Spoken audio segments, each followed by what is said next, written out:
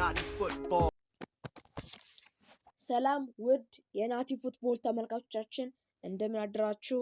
የሐምሌ 19 2018 ዓ.ም ዕለተ እሁድ ዜናችን ተጀምሯል። እስከ መጨረሻው አብራችሁን ቆዩ።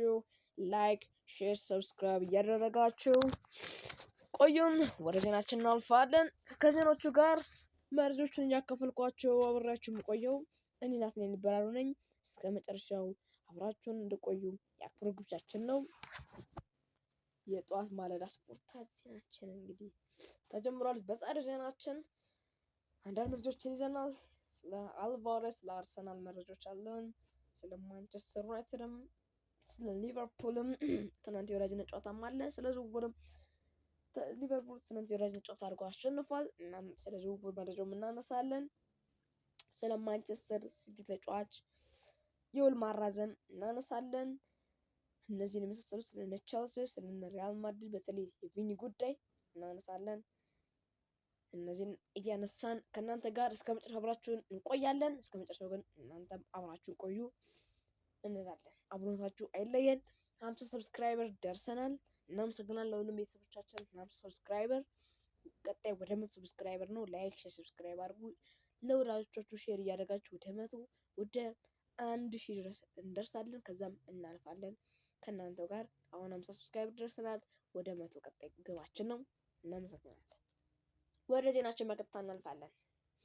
ቀዳሚ ያደረገው ዜና የአርሰናልን ጉዳይ ነው። ክሬን ቤሊ እንደዘገበው ከሆነ አልቫሬዝ ወደ አርሰናል መሄድ ከፈለገ አርሰናል የእንግሊዝ ክብረ ወሰን ሰብሮ ሊያዘዋውር የሚችልበት አጋጣሚ ሊኖር ይችላል ተብሏል። አልቫሬዝ እና አርሰናል ከድሮም ጀምሮ ሲነገር የነበረ ጉዳይ ነው። ስለሆነም አልቫሬዝ ወደ አርሰናል የሚሄድበት አጋጣሚ በጣም የሰፋ ያለ አሁን ጊዜ ነው ማለት እንችላለን። ስለሆነ ክሬን ቤሊም እንደዘገበው ምናልባት የእንግሊዝን ክብረ ወሰን ብር ሚሊዮን ፓውንድ ሰባብሮ ሊያስፈርም ይችላል ተብሎ ይጠበቃል። አርሰናል አልቫሬዝን ባይሰብርም ግን ዝውውሩን ሪከርድ በሆነ ወገን ባይሰብርም አንድ በርታ ያለ ተራራሪ ያለ በሱ ብቻ አልቫሬዝ ስምምነት ይፈጽም ወደ አርሰናል መሄድ ይፈልግ እንጂ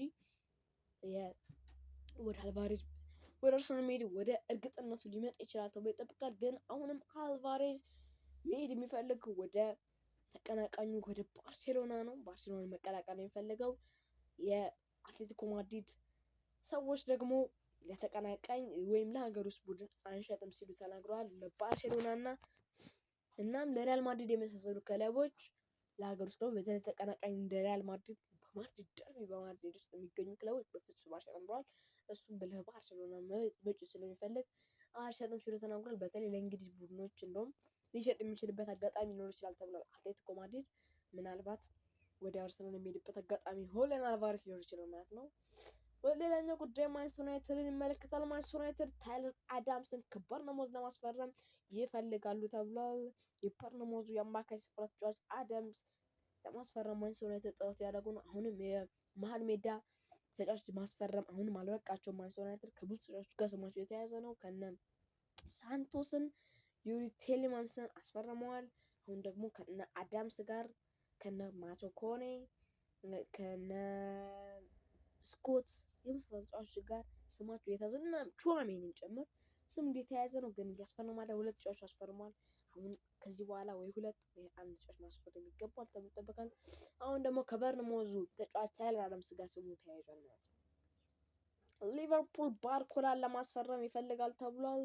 የፒኤስጂው የግራ መስመር ክንፍ ተጫዋች ባርኮላን ለማስፈረም ይፈልጋል ተብሏል። ያንዲያሜንዲ ወደ ፒኤስጂ የሚያደርገው ዝውውር የተቋረጠ ይመስላል። ስለሆነም ሪያል ማድሪድ ዝውውሩን በቃ አጨናቅፎታ ማቻላል። ዝውውሩ በደንብ ገብቶ ለማስፈረም እየጣረ ነው የሚገኘው ያንዲያሜንዲ ስለሆነ ወደ ፒኤስጂ የሚያደርገው ዝውውር ተቋርጧ ማለት ስለምንችል ስለሆነ ያንዲያሜንዲ ይመጣ ነበር ባርኮላ ለሽያጭ የሚያቀርበው ስለሆነ ያንዲያሜንዲ ወደ ፒኤስጂ ስለማይሄድ ምናልባት ባርኮላን ላለመሸጥ ይፈልጋሉ የሚባል ወሬም ይሰማል። ስለሆነ ሊቨርፑል አክሌቼን ከሞናኮ ቢያስፈርም ይሻላል የሚሉት ወሬዎች እየተሰሙ ይገኛሉ። ለባርኮላ ከ100 ሚሊዮን ፓውንድ በላይ ከሚያወጡ ለአክሌቼ ትንሽ ብር አውጥተው ቢያስፈርሙት ይቻላል። ጥሩ ታዳጊ ተጫዋች ነው። የሞናኮ ጥሩ ተጫዋች ነው ፈረንሳዊ እና ሊቨርፑል ባርኮላን ወይም አክሌቼን እሱም እንግዲህ ያንዲያሜንዲ ከቀድሞ ጀምሮ በመጀመሪያ ተጠርነት ነበር። ግን አሁን ወደ ባርኮላና ወደ አክሊሊቼ ዞሯል። በተለይ ወደ አክሊሊቼ ቢዞር አሁን ተደማጭነት ወይም ጥሩነት ይኖራል ተብሎ ይጠበቃል። ስለሆነ ባርኮላ የሚሸጥበት አጋጣሚ አሁን ወደ ዝቅተኛ ፐርሰንት ሊሆን ይችላል ተብሏል። ማንቸስተር ሲቲ አብዱል ቃድር ኩሳኖቭን እስከ 2031 የሚያቆየውን የ5 ዓመት ውል ተፈራርሟል። ከማንቸስተር ሲቲ ጋር እንግዲህ ኩሳኖቭ ባለፈው ዓመት በጣም ድንቅ ነበረ። በጣም ፍጥነቱን መከላከሉን ያየንበት ልጅ ነበር። በጣም ጥሩ ተጫዋች ነው። ኩሳኖቭ በመከላከሉ በጣም ጠንካራ ተጫዋች ነው ማለት እንችላለን። የኡዝቤክስታን ተጫዋች ሀገሩንም የዓለም ዋንጫው ማሳለፍ የቻለ ተጫዋች ነው እና ማንቸስተር ሲቲ እስከ 2031 የሚያቆየውን የ5 ዓመት ውል ፈርሟል። ለሌላ ፈተና ተዘጋጅቻለሁ ሲልም ተናግሯል አብዱል ቃድር ኩሳኖቭ እና ማንቸስተር ሲቲ ሌላ ድንቅ ተከላካይ አራዝሟል። የፊልፎርድን ማራዘም ይታወሳል። ከጀረሚ ዶኩ ጋር መስማማቱ ይታወሳል። በኢፋ እስከሚፈርም ብቻ ነው የሚጠበቀው። ሌላኛው ኬቨን ዴብሮይነ ይመለከታል። ኬቨን ዴብሮይነ ከናፖሊ በዚህ ክረምት ሊለቅ እንደሚችል ተነግሯል። ቀሪ 1 ዓመት ኮንትራትም ቢኖረውም ግን ኬቨን ዴብሮይነ ከናፖሊ ጋር ሊለቅ ይችላል ተብሎ ይጠበቃል። ከናፖሊ ጋር የሴሪ ዋንጫውን ማንሳት የቻለ ተጫዋች ነው። ኬቨን ዴብሮይነ ከናፖሊ ጋር ሊለቅ ይችላል። በባለፈው ዓመት ነው በጣም አስደናቂ እንቅስቃሴ ሲያሳይ ነበረ። በጉዳት መሀል አካባቢ ላይ በጣም ተቋርጦ የነበረበት ነበረ፣ ግን ጥሩ ነበር እስከዛም ድረስ። በጣም ኬቨን ዴብሮይነ በሲቲ ቤት የምናውቀው ነው። በሲቲ ቤት በጣም ድንቅ የነበር ተጫዋች ነው። ምናልባት ሌላ ክለብ ሊቀላቀል ይችላል በዚህ ክረምት ተብሎ ይጠበቃል። ቀሪ 1 ዓመት ኮንትራትን ቢኖረው ናፖሊ ሊለቅ ይችላል ተብሎ ይጠበቃል። ኬቨን ዴብሮይነ ቼልሲ ማክሰል አክዋን ካስፈረሙ በኋላ ሌላ ተጨማሪ የመሀል ተከላካይ ለማስፈረም ይፈልጋል ተብሏል። እሱም ተመራጩ ደግሞ የማንቸስተር ሲቲው የውል የሌለው ነፃ ውሉ ጆን ስቶንስ ነው ተብሏል። ቼልሲ በደንብ እየሰራበት ያለ ክለብ ነው ማለት እንችላለን። በመከላከሉም በሁሉም ውስጥ በጣም እየሰራ ያለ ክለብ ነው ቼልሲ። አሁን ደግሞ ለአኳን ካስፈረሙ በኋላ በአርሰናል የሚፈለገው ጆን ስቶንስን ለማስፈረም ይፈልጋል ተብሏል። እናም ጆን ስቶንስ ሲያስፈርም ይሆን አሁን እንመለከታለን። አርሰናል ይህንን ተጫዋች በጣም ይፈልገዋል። ዊሊያም ሳሊባ በመጎዳቱ ምክንያት ሌላ ደግሞ ኳንሳንም የሚፈልገው ተጫዋች ነው አርሰናል። ስለሆነ ቼልሲ ምናልባት ጆን ስቶንስን አስፈርሞ ሌላ ለአርሰናል ጉድ ይሰራ ይሆን አብረን እንመለከታለን። ሮጀርስን እንደሰራው ቼልሲ ከላኳ በኋላ ጆን ስቶንስን ለማስፈረም ይፈልጋል። ላኳን በ52 ሚሊዮን ፓውንድ ማስፈረሙ ይታወሳል። ሌላኛው ሪያል ማድሪድ ጉዳይ እንመልከት። ሪያል ማድሪድ የቪኒሲየስ ጁኒየር ውል እስካሁን ድረስ አልተራዘመም የሚሉ ወሬዎች በብዙ እየተሰሙ ይገኛሉ። ምክንያቱም በብር ጉዳይ ስምምነት ላይ አለመድረሳቸውን ተከትሎ ነው። ቪኒ በጣም ደሞዙ በጣም ማስፋት በጣም ትልቅ ማድረግ ይፈልጋል። ስለሆነ ወደ አርሰናል ምናልባት የሚሄድበት አጋጣሚ ብዙ ወሬዎች እየተሰሙ ይገኛሉ። ቪኒሲየስ ጁኒየር ወደ አርሰናል የሚያደርገው ዝውውር ሊሳካ ነው እንዴ የሚሉ ወሬዎች በጣም እየተሰሙ ይገኛሉ።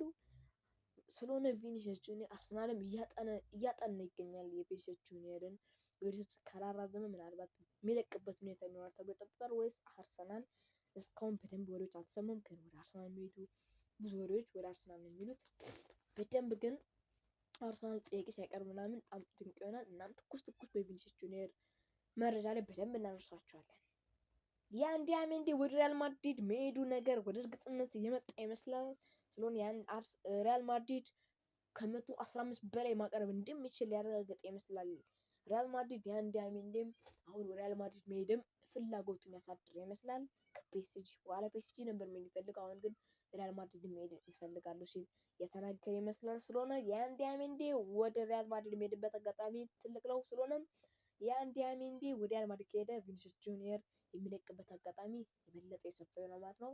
ምናልባት አርሰናል የቪኒሲየስ ጁኒየር ተጫዋችን የግሉ ማድረግ የሚችልበት አጋጣሚ ይኖራል። ወደ መጨረሻው ዜናችን እናልፋለን። እሱም በወራጅነት ጨዋታ እንመለከታለን።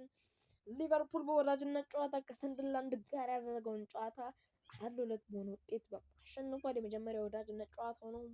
ለሊቨርፑል ጎሎችን ሞርሰን፣ ቶሬስ ሶቦስላይ፣ ኬዛ እና ኮማስ ጎል አስቆጥሯል። ለሰንደርላንድ ደግሞ ሊፌ እና ቴሮቭ ጎሎችን ማስቆጠር ችሏል ማለት ነው። ሊቨርፑል በወራጅነት ጨዋታ ባንዴ ኤራራ እየተመራ ጨዋታውን በአሸናፊነት ጨርሷል ማለት ነው። እንግዲህ ሊቨርፑል የመጀመሪያ ጨዋታውን አሸንፏል። ውድ የናቲ ፉትቦል ተከታታዮች ዛሬው ማለዳ ስፖርት ዜናችን ይመስል ነበረ። ነገም በሌላ በትኩስ ዜናችን እንመለሳለን። ላይክ፣ ሰብስክራይብ እያደረጋችሁ 50 ሰብስክራይብ ደርሰናል። ሼር እያደረግ ለወዳጆቻችሁ ወደ 100 ሰብስክራይብ ደግሞ እንደርሳለን። አብራችሁን ሁላችሁ ቤተሰቦች አመሰግናለሁ። 50 ሰብስክራይበር ዋናው ወደ 100 ሰብስክራይብ ግባችን እንደርሳለን። ለማንኛውም ላይክ፣ ሰብስክራይብ እያደረጋችሁ ሰላም ዋሉ። መልካም ሰንበት።